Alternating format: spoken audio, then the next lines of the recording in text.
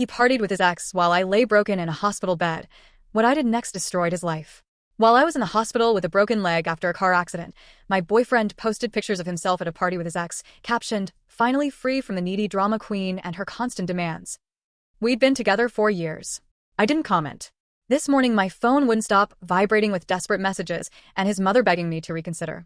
Okay, so I've been dating Richard for 4 years, and it's been a journey. Like one of those journeys where the tour guide abandons you halfway up the mountain and you realize you've been carrying everyone's backpacks the whole time. That kind of journey. We met when I volunteered at this community garden restoration project that my company was sponsoring. I was assigned to the compost team, and Richard was the team leader who called himself the compost king. Unironically, y'all. Despite this red flag, I found his enthusiasm for rotting vegetables endearing.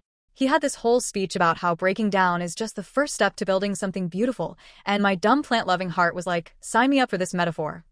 Fast forward 4 years, and I now realize the only thing being composted was my self-respect. Let me count the ways. Richard had helped with rent exactly 7 times in 4 years. My name is the only one on the lease because his credit is temporarily damaged for 4 years. He's between jobs approximately 60% of the time we've been together. When he does have money, it goes to his gaming setup, his clothing, or going out with the boys. He's asked to borrow my car more times than he's asked how my day was. But your girl was in love, so I made excuses for him. He was finding himself and had potential and all that garbage we tell ourselves when we're dating a man-child. So last week I got into a pretty bad car accident. Some idiot ran a red light and T-boned my car. I ended up with a broken leg, 3 fractured ribs, and a concussion. The doctor said I was lucky it wasn't worse, but TBH it felt pretty damn awful. Richard visited me in the hospital once for 20 minutes. He said hospitals give him anxiety and he needed to process this trauma in his own way. The trauma that happened to me, not to make it about me or anything, but I was the one with metal pins in my leg. My best friend Anastasia stayed with me though. She slept in that uncomfortable hospital chair for 3 nights. She helped me to the bathroom, brought me real food, and even washed my hair in that tiny sink because I couldn't shower. That's friendship, people. So there I am, drugged up on pain meds, when Anastasia gets this weird look on her face while scrolling through her phone. I asked what was wrong and she tried to play it off, but I could tell something was up. I grabbed her phone. Rude, I know, but pain meds make me aggressive. And what do I see? Richard at a party with his arm around his ex Katie. The caption, "Finally free from the needy drama queen and her constant demands." I just froze. For years. 4 whole years of my life supporting this man emotionally, financially, putting up with his finding himself phases, his gaming addiction, his inability to clean a toilet properly, and this is what he posts when I'm literally broken in a hospital bed. The worst part was seeing all the comments from our friends saying things like, "Glad you're happy, bro, and you deserve better." Where were the people saying, "Hey, isn't your girlfriend in the hospital right now?" I didn't comment. I didn't text him. I didn't call. I just processed, and while I processed, I remembered something very important. My name is the only one on the lease. So I made some calls. I called my landlord and explained the situation. I called my brother. I called my cousin. And I made a plan. Fast forward to yesterday. Richard had been back to the apartment a few times while I was staying with Anastasia during my recovery, but he had no idea what was coming. My brother and 2 of his coworkers helped me execute phase 1 of my plan. We packed up every single one of Richard's belongings.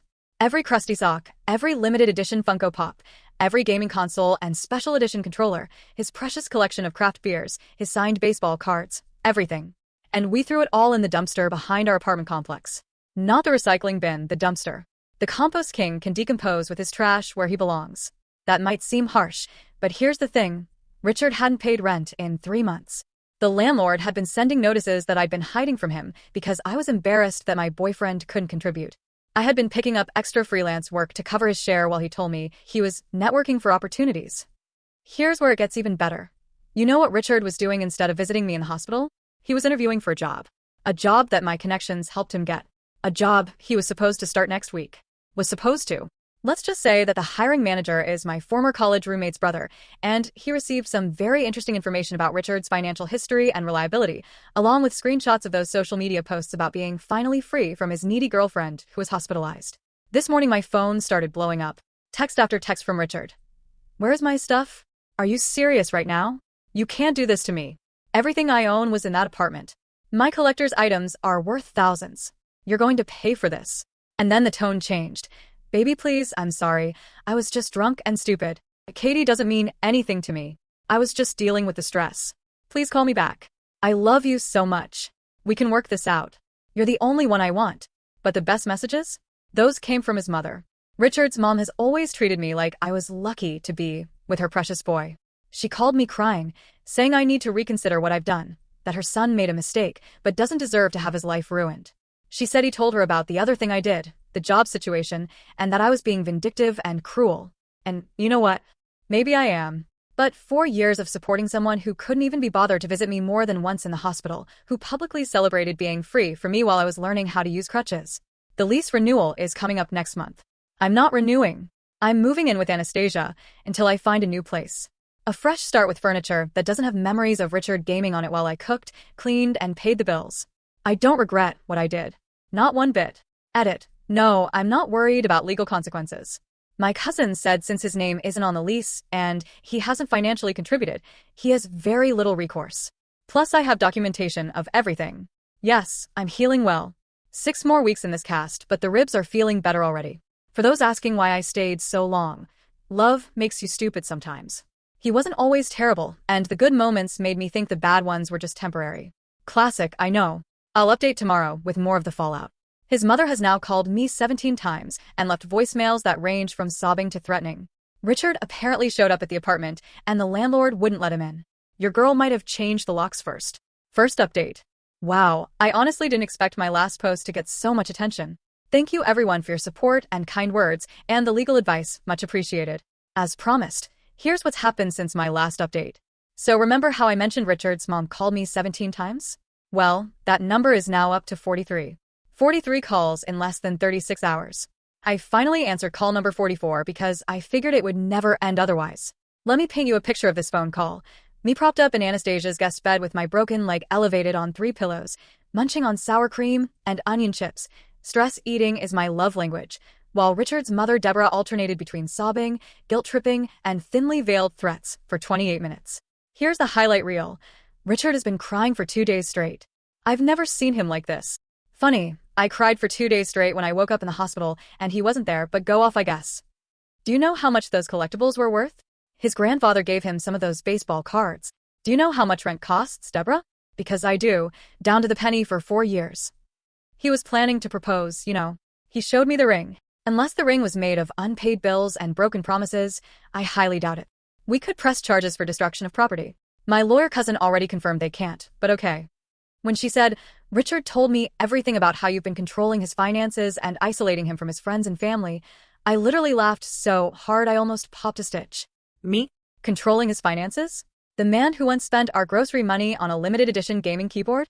The man who borrowed $3,000 from me for a business opportunity that turned out to be cryptocurrency? The man who hasn't voluntarily shown me his bank account in 3 years? And isolating him from friends and family? I planned his birthday parties. I bought his mother's Christmas presents. I drove him to family functions when his car got repossessed. But here's where it gets really interesting. I didn't immediately hang up on Deborah, though believe me I wanted to. Instead, I asked her a simple question. Deborah, when was the last time Richard paid rent?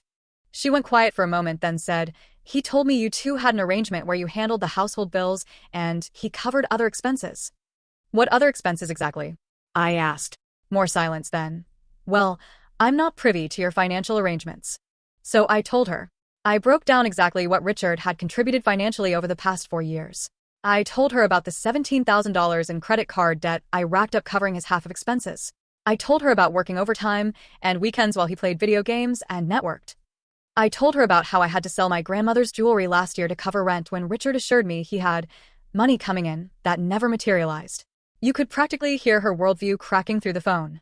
But he said he's been supporting you, she finally said. He said you lost your job and he's been carrying you financially. I lost my job? I've had the same job for 6 years with 2 promotions. Meanwhile, Richard has had 7 jobs in 4 years, the longest lasting approximately 3 months. I didn't say any of this though. Instead, I simply told her I would email her copies of bank statements, rent receipts, and text messages that would clarify the situation. I also mentioned the social media posts he made while I was in the hospital, which she claimed to know nothing about. The call ended with her saying she needed to speak with Richard and would get back to me. She hasn't called since. Funny how that works. Now let me back up and explain exactly how the great dumpster disposal went down, because many of you asked for details. Obviously, I couldn't physically move all his stuff myself with my broken leg. My brother Dylan is literally my hero. He brought 2 of his guys over on their day off. I paid them, of course, because some of us understand the concept of paying for services rendered. Richard. We started with his prized possessions. His gaming setup, 3 monitors, custom PC he spent $2,800 on while between jobs, his collectible figurines, still in boxes because they'll be worth more that way, his signed sports memorabilia that he refused to let me hang because it wouldn't match the decor he never paid for, his craft beer collection, some bottles dating back to our first year together that he was aging but really just forgetting about. It took 4 hours to pack everything.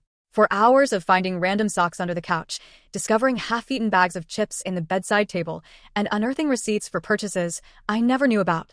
It was like an archaeological dig into the life of a man-child. When Dylan picked up Richard's throne, yes, he called his gaming chair his throne, and carried it ceremoniously to the dumpster, like he was disposing of a cursed artifact. We didn't break anything deliberately. We didn't cut up his clothes or smash his electronics. We simply relocated them to their rightful home among the rest of the garbage. I did keep 1 box of potentially important items, his birth certificate, social security card, a few family photos, and a folder of medical records. Those are with the landlord, who is 100% on my side after I showed him the social media posts and explained the situation. He even helped me change the locks. Speaking of the landlord, he told me Richard showed up twice yesterday, demanding to be let in. The second time, he threatened to call the police, but mysteriously disappeared when the landlord said, "Great idea. Let's call them together and explain how you haven't paid rent in months." Funny how cockroaches scatter when you turn on the lights, isn't it? Now, about the other thing I did. Remember how I mentioned Richard was starting a new job? A job my network helped him get? It's with a financial services company. He would have been handling client accounts and financial planning. The problem? Richard can't even plan his own finances. This is a man who once overdrafted his account buying a video game, then overdrafted again the next day buying another video game, because he forgot about the first overdraft. So I reached out to my friend's brother and simply shared some concerning information. Screenshots of Richard's social media posts, unprofessional, his rental payment history, non-existent, and some choice text messages where he bragged about working the system to avoid paying bills. Was this petty? Maybe. But consider this. Would you want someone handling your retirement account who can't even remember to pay his electric bill? I didn't lie. I didn't exaggerate. I simply provided factual information about his character and financial responsibility. What they did with that information was their decision. Spoiler alert, they rescinded the job offer. Which brings us to today's developments. Richard has graduated from angry texts to sad emails. Long, sad emails about how he's been reflecting and realizes his mistakes and wants to make things right. He claims the posts with Katie were just for show and that they're just friends, and he was acting out because he was scared of losing me after the accident. According to these emails, he's a changed man. He's seen the error of his ways. He's ready to commit and contribute and be a real partner. It only took a car accident that nearly killed me, for years of financial exploitation, public humiliation on social media, losing all his possessions, having his job offer rescinded, being exposed to his mother. What a bargain price for personal growth. Richard's roommate from college, Remy, reached out to me. Apparently, Richard has been staying on his couch and crying a lot, while also planning to win me back. Remy wanted to warn me that Richard has been talking about some grand gesture to prove his love. I thanked Remy for the heads up and asked him to let me know if Richard mentions anything concerning. Remy agreed and also apologized for not seeing what kind of person Richard really was. Turns out Richard owes Remy money too. I am shocked. Shocked, I tell you. I'm honestly just tired. Physically from the accident, emotionally from all this drama. But I'm also feeling something I haven't felt in a long time, relief. It's like I've been carrying a heavy backpack for years, and suddenly it's gone. My shoulders literally feel lighter. Tomorrow, I have a follow-up appointment for my leg, and then Anastasia and I are going apartment hunting online. My lease ends in 30 days, and I cannot wait to start fresh. Thanks for listening to this marathon update. I'll post again if anything major happens, especially if Richard attempts his grand gesture. Based on his track record, it will either be wildly inappropriate, surprisingly cheap, or somehow make everything about him. Possibly all three. Edit. Several people asked about my car. It was totaled in the accident. Insurance is covering it, but I'm still waiting on the payout. For now, I'm relying on Anastasia and rideshare apps for transportation. Edit 2. For those concerned about Richard coming after me physically, don't worry. My apartment building has security cameras, Anastasia's building has a doorman, and Richard is, above all else, a coward. He talks big, but wilts under any real confrontation. Second update. Hello again, my revenge-loving internet family. Your girl is back with another update, and wow, y'all, the drama just keeps on coming. Grab your popcorn, refill your wine, and settle in because this story has more twists than my garden hose plant. Lady jokes. I can't help myself. First, a medical update since some of you sweethearts asked. My follow-up appointment went well. The doctor says my leg is healing nicely, and I might get this monster cast off in 4 weeks instead of 6. My ribs still hurt when I laugh too hard, which has been challenging given recent events. Now onto the tea that you're all here for. The grand gesture has occurred, and it was exactly as predictable, underwhelming, and self-centered as I expected. Yesterday afternoon, I was at Anastasia's place scrolling through apartment listings when her doorman called up. Apparently, there was a delivery for me. We weren't expecting anything, so Anastasia went down to check. Remember, broken leg plus stairs are my nemesis. She returned 5 minutes later with the strangest expression on her face and, wait for it, a compost bin. A literal plastic container filled with dirt, worms, and what appeared to be kitchen scraps. On top was a handwritten note that said, "Like compost, our love can break down and rebuild into something stronger. I'm decomposing my old self to become the man you deserve. Please give us another chance to grow together." I cannot make this up. The compost king really thought that comparing our relationship to rotting food would win me back. The audacity, the delusion, the absolute tone-deaf nonsense of it all. Anastasia and I laughed so hard I had to take extra pain medication for my ribs. She even took a picture of me looking completely bewildered next to this bucket of dirt and posted it to her Instagram with the caption, "When your BFF's ex thinks worms are the way to a woman's heart." She tagged me but not him, thankfully. But wait, there's more. Inside the compost, yes, he put items in the actual decomposing material, was a small velvet box containing a ring. A ring covered in compost. It wasn't even a nice ring. It was clearly costume jewelry. The diamond was plastic and the gold was already turning my skin green just from holding it. There was also a date engraved inside, April 22nd, 21. For context, that's the date of his previous girlfriend's birthday. He literally gave me a recycled ring that he probably bought for Katie and never gave her. A recycled ring. In a compost bin. The symbolism is too on the nose. I texted him a single sentence. The compost bin is exactly where our relationship belongs, breaking down among the worms and garbage. His response was a barrage of texts explaining that the ring was just temporary until he could afford a real one, and that the date was actually when he first realized he loved me. I didn't respond further, but Anastasia, my hero, took the compost bin down to the dumpster behind her building and sent him a video of her dumping it out. Now, remember how I mentioned I sent those receipts and financial records to Richard's mom, Deborah? Well, she finally got back to me as promised. Her initial message was a novel-length email that went through the 5 stages of grief in real time. Denial. There must be some mistake with these records. Richard told me he was contributing financially. Anger. How dare you make my son look like this? You've clearly manipulated these statements. Bargaining. If there were financial issues, why didn't you come to me? I could have helped you both work something out. Depression. I'm heartbroken to think my son would behave this way. I raised him better than this. Acceptance. I owe you an apology. I had no idea what was really happening, and I'm deeply sorry for my role in enabling his behavior. That last part shocked me to my core. An actual apology from Deborah, my son is perfect, Williams. Mark this day in the history books. She followed up with a phone call, just one this time, not 43, where she revealed some illuminating information. Richard has been telling his entire family that he was supporting me financially for years. He told them I was unstable and couldn't hold a job. He claimed the apartment was actually his, and he generously let me stay there. He told them the car that got totaled was his car that he let me borrow. He's been borrowing money from his family members for years, claiming it was to help with my spending problem. The layers of lies. The fiction this man has been writing. He could have been using these creative writing skills to make actual money instead of scamming his girlfriend and family. Deborah was clearly embarrassed and upset. She revealed that she'd given Richard over $15,000 in the past 2 years for emergencies that she now realizes were fabricated. She apologized repeatedly for her earlier messages and said she needed time to process everything. I actually felt bad for her. She's been manipulated by her son just as much as I was, possibly more. I told her I didn't blame her and that Richard is very convincing when he wants to be. The conversation ended with her saying something that gave me chills. I love my son, but he needs to face consequences for once in his life. I won't be bailing him out this time. Progress, people. Actual progress. Now for the big revelation many of you have been asking about. What was the other thing I did besides the job situation and the dumpster disposal? Well, remember those credit cards I mentioned? The ones where I racked up $17,000 in debt covering Richard's expenses? Turns out, 3 of them were joint accounts that he opened with my information to build his credit but never made payments on. I've been working with my bank and a financial advisor to separate these accounts and document which charges were his. It's a lengthy process, but I've managed to prove that approximately $11,000 of that debt is directly attributable to purchases he made. I didn't just send this information to his potential employer. I also sent it to his parents, his brother, and our mutual friends with a simple note. If Richard asks to borrow money or move in with you, this is what you can expect. Is this petty? Maybe. But it's also true, and truth is a powerful disinfectant for the kind of toxic relationships Richard creates. Even Katie, the ex from the social media post, messaged me on Instagram. I had no idea you were in the hospital. Richard told me you two broke up months ago. I'm so sorry. Months ago?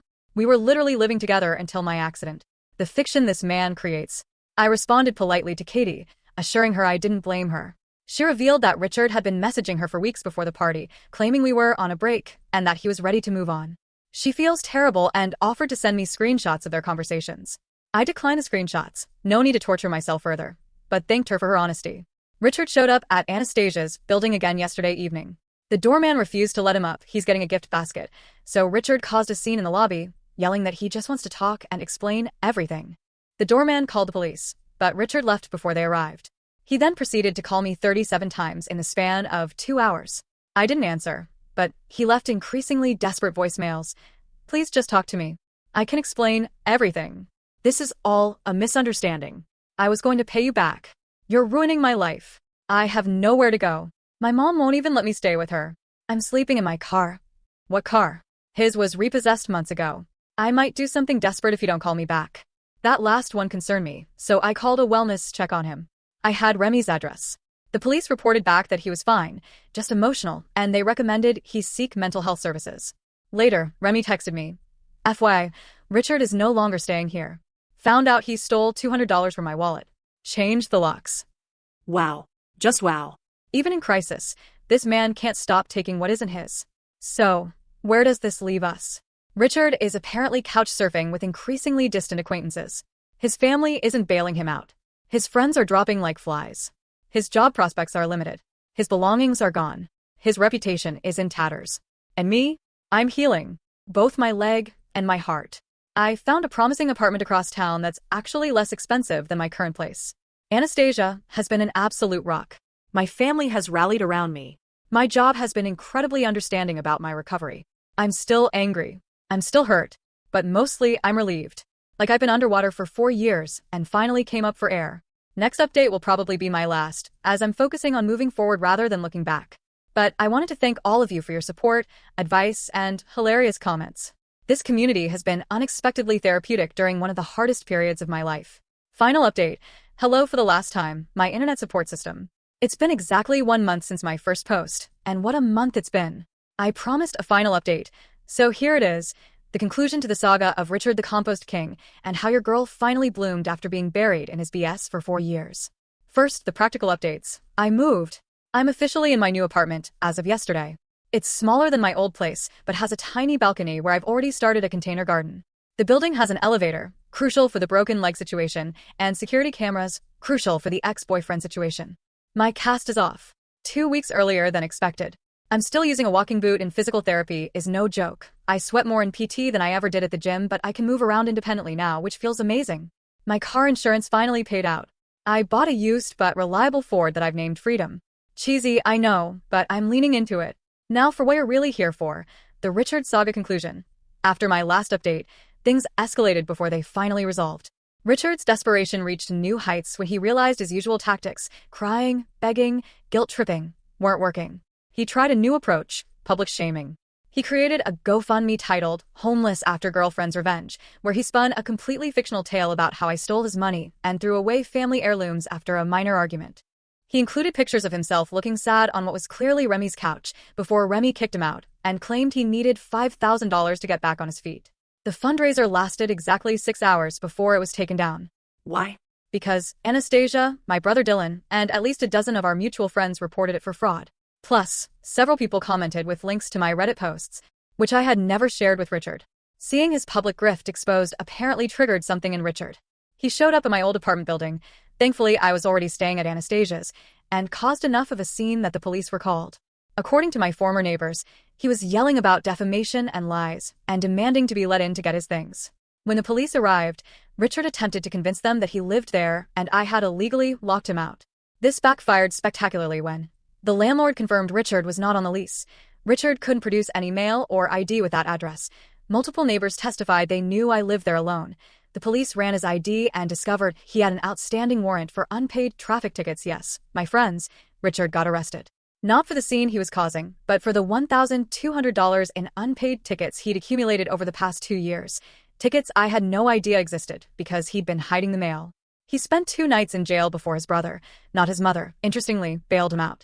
According to mutual friends, this experience was apparently the wake-up call Richard needed.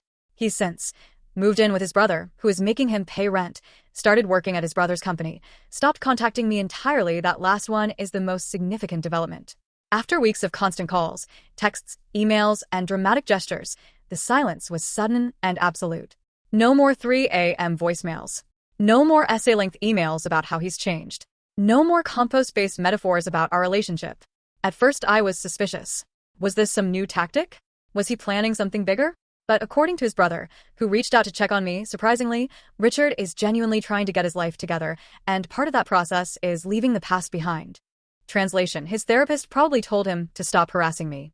And that brings me to the most important update: my mental and emotional state. I've been seeing a therapist of my own, thanks workplace insurance, and we've been unpacking some hard truths. I stayed with Richard not just because I loved him, but because fixing his problems gave me purpose and identity. I overlooked red flags because I was afraid of being alone. I enabled his behavior by constantly bailing him out. I valued myself so little that I thought his scraps of affection were all I deserved. These realizations haven't been easy to face. There were sessions where I cried until my ribs hurt all over again. But acknowledging these patterns is the first step to breaking them. As for Richard's mother, Deborah, we had one final conversation that brought unexpected closure. She invited me to lunch at a restaurant with ramp access for my leg, a thoughtfulness Richard never showed, and we had a surprisingly honest discussion. She apologized again for not seeing what was happening and for raising a son who thought it was acceptable to treat partners this way. She revealed that Richard's father had similar patterns before their divorce, and she worried she had normalized financial irresponsibility and emotional manipulation. I found myself comforting her, which was a strange role reversal, but it was also healing to see that she genuinely cared and was taking steps to stop enabling Richard. At the end of lunch, she handed me an envelope containing $2,000 in cash. "This doesn't begin to cover what he owes you," she said, "but it's what I can do right now." I initially refused, but she insisted. "This isn't from Richard. This is from me, because I failed as a mother if I raised someone who would treat you this way." I accepted the money and used it to furnish my new apartment, a fresh start without any remnants of Richard's presence. Thank you, Reddit, for witnessing this chapter of my life. Your support, advice, and occasional tough love helped me stay strong when I wanted to cave. You reminded me that I deserve better when I forgot.